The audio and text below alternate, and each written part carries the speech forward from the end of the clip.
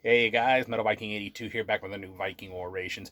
Got another review for you today, and this time I'm going to be talking to you about the brand new EP from the band LUST WIIIIIITCH, entitled Hands of Filth, out now through the band themselves.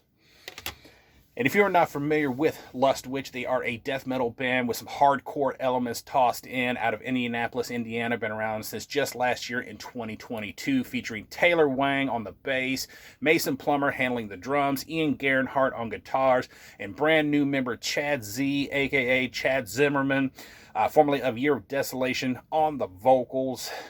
This is the band's second EP overall. It is 5 tracks, just a little over 18 minutes in length. And I've been a fan of this band ever since their debut EP from last year entitled We All Die Alone. So, of course, when I heard they were going to be releasing a new EP this year, as well as they had gone through a stylistic change and added a brand new member, I was pretty excited to see how things were going to sound. And having jammed through this thing countless times between work and here at home, the question is, how does this new version of LUST WIIIIIITCH, aka LUST WIIIIIITCH 2.0, compare to the original? Well, kicking things off on this EP is a clip about the Necronomicon Ex Mortis, aka the Book of the Dead. Then about 9 seconds into it, this just nasty, chunky guitar riff and bass combo kicks things off. And that's the name of the game when it comes to the guitars on this EP. The tone is just nice and heavy. It just overall sounds very chunky.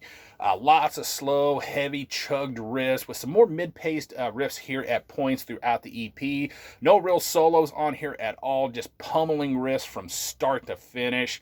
And then Taylor's bass is nice and thick toned, right up in the mix, yet not overpowering, but still easily heard throughout this whole thing. And I think it really works well with Ian's guitar to really build a nice wall of heaviness throughout the EP.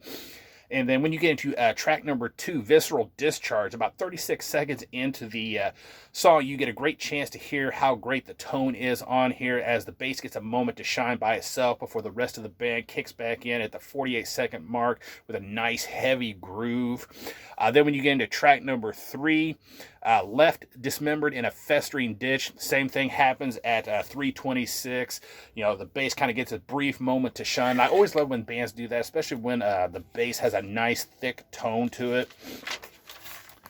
The drum production overall I thought was really good on here, despite there's a few times, it doesn't happen very often, but there was a few times that I noticed it seemed like the kick drums, at least to me anyway, kind of got a little buried in spots, underneath the guitars and the bass and everything. But it doesn't happen very often to kind of detract from everything. But still, overall, I thought the production was still pretty solid. I love the sound of Mason's drums, and he really lays down some nice solid beats and really hits them with some power to it. Now, when it comes to the vocals, this EP has some of Chad's best vocal work to date, in my opinion. I loved his work with Year of Desolation, so when I heard this material with him on vocals, I was like, holy shit, he has stepped up his game.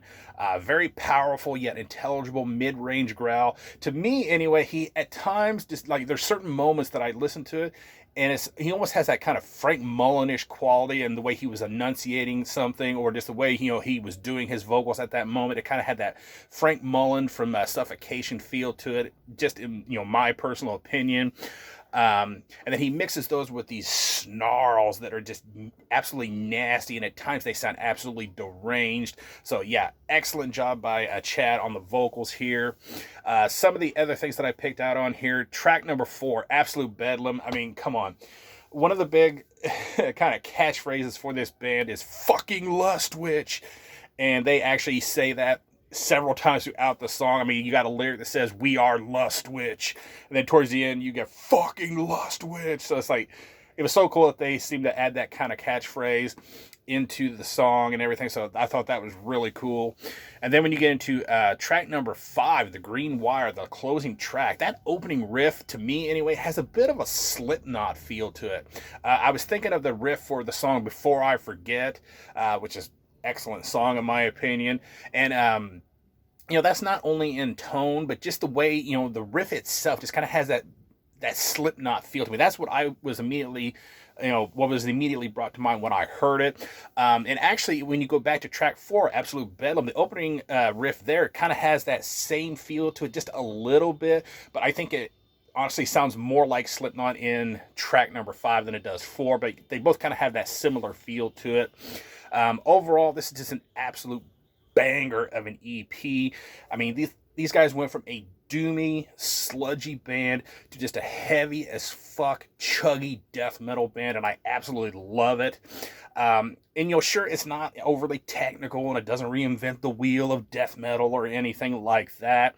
But, sometimes you just need that healthy dose of what most people would call caveman-style brutality, caveman-style death metal to kind of get you going. And honestly, that's what Lust WIIIIIITCH delivers with this EP. I would give this a 9 out of 10. Yeah, go check out Lust WIIIIIITCH. I will leave a link down below to their Bandcamp so you can check it out for yourself. This is just my opinion, so, find out for yourself. Form your own opinion on this. But, yeah, 9 out of 10 from me. Go check it out. Go support Lust WIIIIIITCH. Bandcamp Friday is coming this Friday. So, yeah, perfect time to go do that. Yeah, that's going to do it. Thank you for watching and subscribing. And until next time, stay brutal.